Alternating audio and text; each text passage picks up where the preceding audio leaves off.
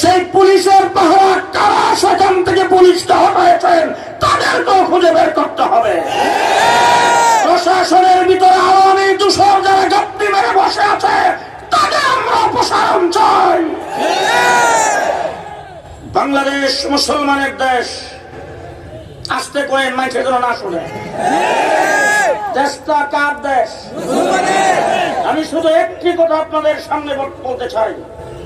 ইংরেজ পরে 200 বছর এই দেশে শোষণ করেছেন। ইংরেজ যখন এই দেশ থেকে বিতাড়িত হয়েছে, দ্বিজাতিতত্ত্বের ভিত্তিতে দেশটা 2 ভাগে স্বাধীন হয়েছে। একটার নাম হিন্দুস্তান, আরেকটা হলো পাকিস্তান। আমরা তখন পূর্ব পাকিস্তান হিসাবে পাকিস্তানের অংশ হয়েছিলাম। কিন্তু আমি আপনাদের সামনে উল্লেখ করতে চাই, আমাদের ভাষা বাংলা। কলিকাতার ভাষা কি? আসামের ভাষাও বাংলা, ত্রিপুরার ভাষাও বাংলা।